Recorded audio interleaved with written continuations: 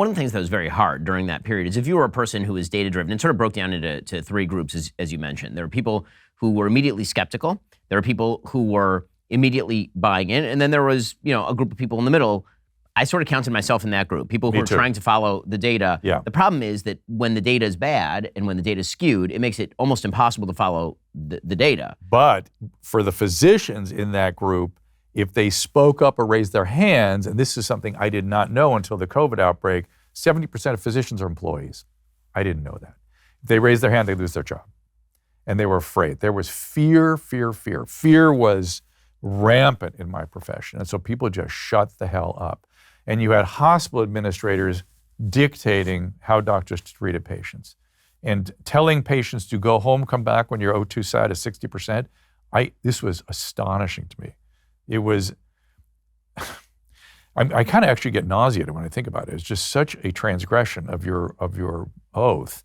And the immediate next thought I have, by the way, is a friend of mine, Aaron Cariotti. Have you ever talked to Aaron Cariotti? I don't think so.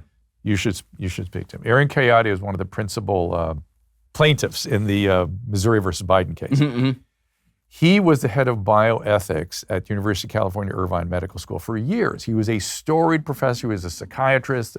The students loved him. He was the chairman of their bioethics department for years, lecturing students on bioethics. And one of his contentions was, when it really comes along to take a bioethical stand, it's probably going to be hard. And that's when you have to really walk the walk. So the mandates came along, and he looked at the data and said, I don't think you have criteria for a mandate here.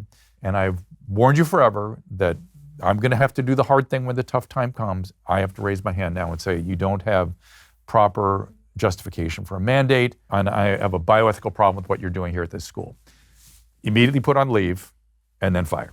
I mean, it was incredible to watch. And I think even today, it's hard to tell what interventions were supposedly good, what interventions were, there are certain things we hear at this company. We actually sued OSHA to prevent a national vax mandate that the Biden administration was attempting to push. It went all the way to the Supreme Court. We stopped that from happening. We internally at the company, we never had a mask mandate. We never had a vax mandate. We opposed all of that.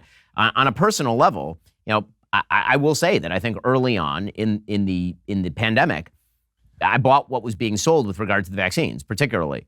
Right? I had said that. Yeah, I was certainly sympathetic. I mean, they were out there publicly saying that it was 99% effective in preventing transmission.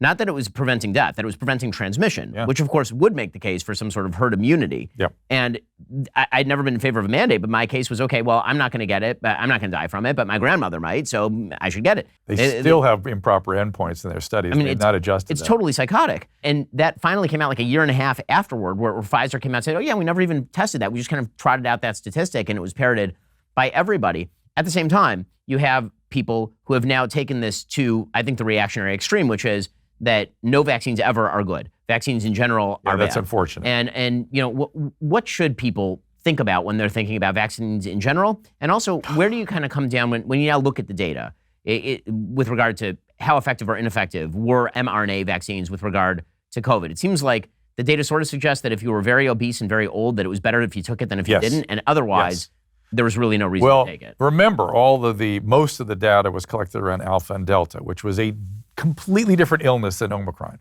And the Omicrons that have followed have all had different characteristics and features, but they've been much, much milder. So my patients are all vaxxed and boosted. My medical patients that I've followed for 30 years plus are old. They looked at the data, we discussed it. I actually didn't have the data to give them a proper risk-reward analysis. I really didn't have it. I didn't realize I didn't have it, but I didn't. But I probably made the right call in getting them all vaxxed and then boosted. But as it went along, I was like, I don't know what we're doing. We're no longer vaccinating against the current variant. We're vaccinating against the variant from 6 or 12 months ago. The illness is so mild. We have Paxlovid. Paxlovid works like crazy in elderly patients. What are we doing? I don't know. If you'd like to take it, please do. But I don't know what we're doing. I can't give you a risk analysis. I can't do it. It's just not available to me. And that's insane. That's insane. And myocarditis, I don't know when myocarditis became a mild condition. When my kids were growing up, whenever they got a viral illness, the thing I would always worry about is, please don't let them get myocarditis. Because it's a dreaded illness. It can cause sudden death. It can cause sudden death down the road, cause myocardiomyopathies, and require the need for heart transplants. It's just a mess. that is, let's say it's 1 in 5,000. That's as compared to 0 in 5,000. And you're mandating that? I swear to God, I hope you'll take this on.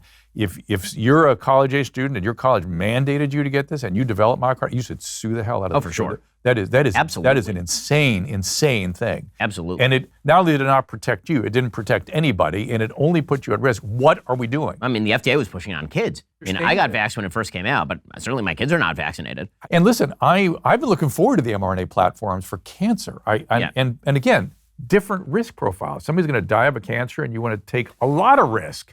For sure, take tons of risk in terms of what you're doing to help fight that cancer. But a 25-year-old healthy person, you're going to take a platform that is not, maybe had some problems for that age group. There are 2 other vaccines available. You know, there's Novavax and Covaxin. You want to push vaccines. Why don't you push those 2? Why aren't we pushing those 2?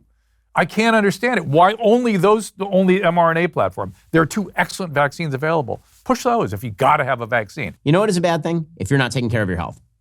You like that transition? I know you did. So here's the deal. Your body needs more than just kale smoothies to operate at its best, and that's why I want to tell you about Momentous.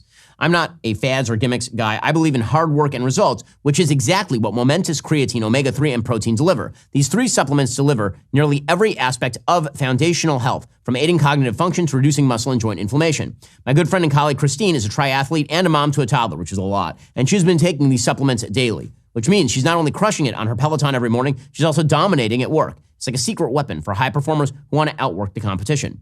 Now, in a world of questionable products, Momentous does stand out. They work with only the best experts in the business. They use only the highest quality ingredients. What's on the label is what's in the product and nothing else. Straight facts, no nonsense. Here's something that impresses me. Momentous heavily invests in third-party testing, which means they hold their products to the standards set by the most demanding organizations in the world, including the NFL and the NBA, which means some of the world's best athletes are using and have even helped develop Momentous products. So if you want to take supplements that are made by and used by the best in the world, go to livemomentous.com/Shapiro or use code Shapiro for 20% off. That's livemomentous.com/Shapiro. So on the other side of the aisle, what happens when institutions get discredited or when they start to fall apart, the normal human response is to kind of throw the baby out with the bathwater. Yes, so the idea is that big pharma in general, everything they produce is bad, which of course is not true. Big pharma produces every drug that your grandmother is taking at the hospital, literally all of them. I prescribe them, I take them. They've been my handmaiden for my whole career. They've been my partner.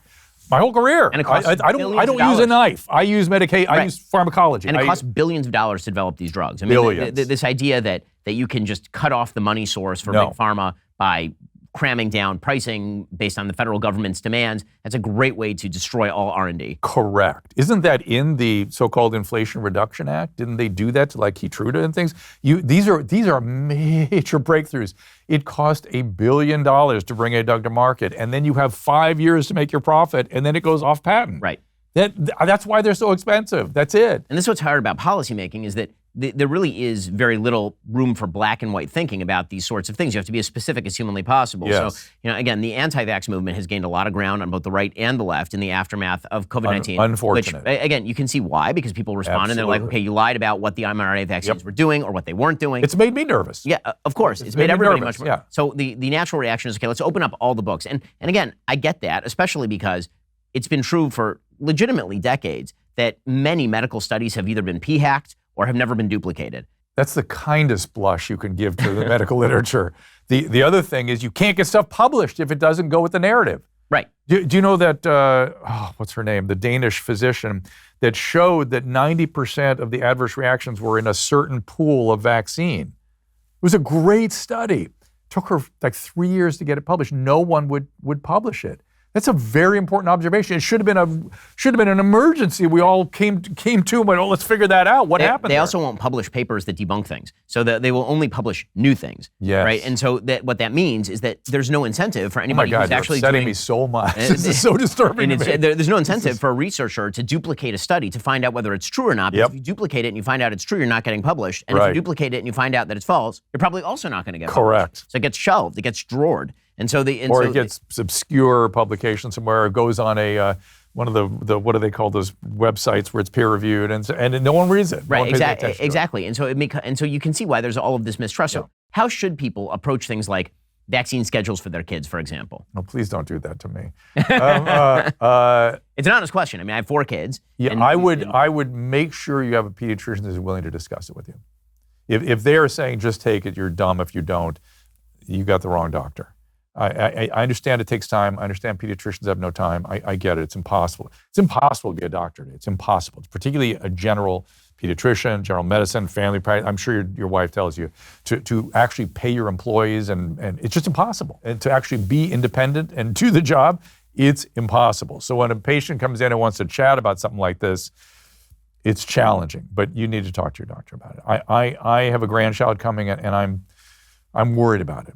I'm worried about it because I've seen measles. I've seen how horrible it is. And most people haven't seen that. And they think they're never going to see that. I mean, my first kid, she actually was vaccinated for pertussis. She got pertussis anyway. Pertussis is horrifying. Horrible. When you watch your kid turning blue, it is not a fun phenomenon, as it right. turns out. And I am from the school. You got to remember, I was from the school that vaccine therapies were one of the top 3 advancements in the history of medicine. The only thing that really made a difference in medicine was vaccine therapy, sanitation. I forget even now what the third one was. Maybe antibiotics or something. Yeah. Antibiotic. And even that's got some problems. And now I'm like Joe Rogan. I'm like, I don't know. Maybe the world is flat. I don't know. It could be. I'm open to anything now. Right. And that I think is part of the problem. How do we reestablish some form Well, that's the point. credibility? And you got it. I think RFK Jr. has the idea, which is you have to untangle the incentives and the cozy relationship with the regulators, and you have to really do the right research and do it properly and do it well. And that observational studies are inadequate. It's not okay to say, well, we've used it a lot, it's generally okay. It's like, that's not medicine. I mean, this does raise a bigger issues that RFK has talked about a lot, which is, we've seen extraordinary increases in diagnosis of a wide variety of conditions, ranging from obesity to autism in the United States. And RFK Jr. suggests that a lot of this is because of the food supply, problems with the food supply, environmental issues. For sure, food supply. For sure, I'm with him on that. That our food supply is adulterated at best. I've got great guests for you coming up. You ever heard of Callie Means or his sister, his ENT doctor, Dr. Means? One of the leading surgeons, ENT, left her practice to go fight this fight because she started looking at all that was coming in. She said, "There's a root cause here, and it's food." And her brother was a lobbyist for the food organizations. He left and became an evangelist. Be careful. Anybody who's evangelizing about anything, be careful for this project. And he educated me that you have to remember, the tobacco companies, when they pivoted to food. And they brought with them their scientists and their lobbyists and their marketers and have deployed the exact same strategies that they use with tobacco. Make it addictive, protect it with the lobbyist, and market it aggressively, brainwash people. That's our food supply. And look at what it's doing to us. You have to really be careful about what you put in your mouth. Are you tired of the lies and the twists of the mainstream media talking points? Yeah, me too. Join me in my newest series, Fact, where I dismantle and bring truth to this tiring mainstream agenda.